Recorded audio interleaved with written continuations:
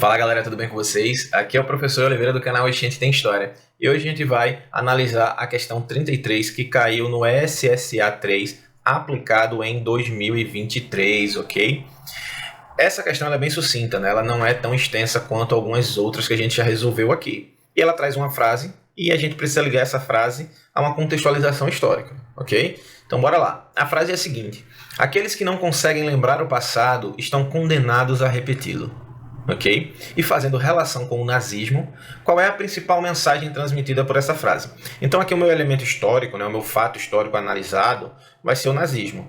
E a frase ela traz a necessidade de lembrarmos do passado para que a gente não esteja condenado a repeti-lo. Né? De forma assim bem direta, a gente precisa conhecer o que foi o nazismo para que a gente não permita que na sociedade atual movimentos como ele surjam novamente. Ok?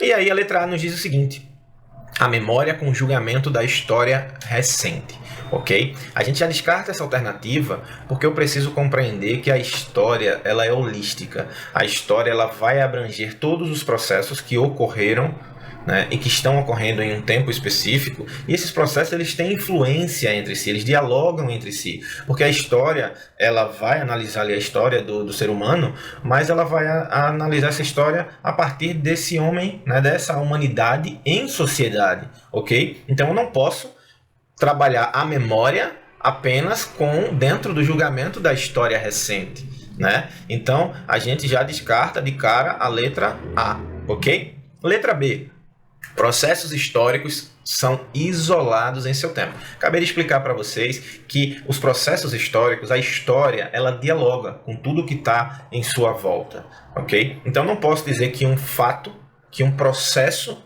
né, histórico, ele é isolado.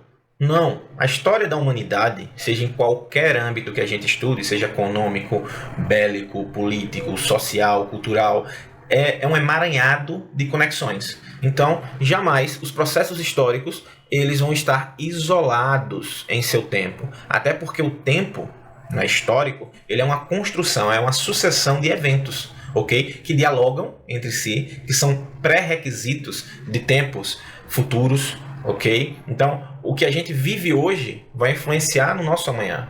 E o que ocorreu no passado, está influenciando diretamente no nosso presente. Compreende? Letra C: o passado não exerce influência sobre o presente. Acabei de explicar isso a vocês quando expliquei a alternativa A e B porque estavam incorretas. Então, somos uma construção. Por exemplo, o Brasil hoje ele é um país que, apesar de laico na Constituição, tem uma influência católica muito grande. E isso deriva da questão da colonização, né, da catequização, por conta dos nossos colonizadores, os portugueses. O Brasil é um país que há em suas entranhas, infelizmente, o racismo estrutural. E isso vem a partir dos séculos de escravidão africana aqui existente. Então percebe que o passado ele dialoga e ele joga as suas consequências no tempo presente.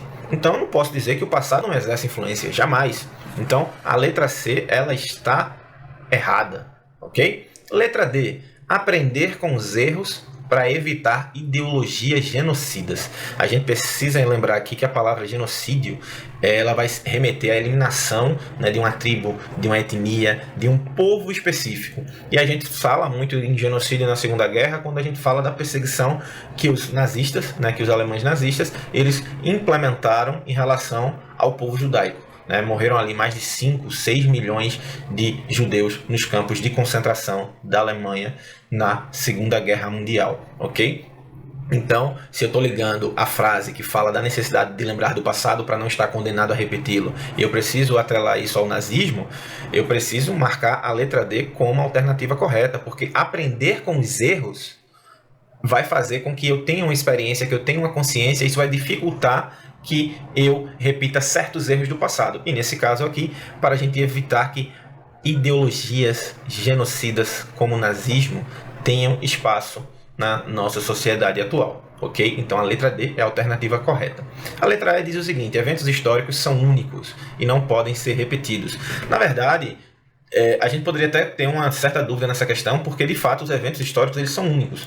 Heráclito até diz, né, que o homem, né, o mesmo homem jamais vai banhar-se no mesmo rio duas vezes, porque da segunda vez nem o homem nem o rio são os mesmos.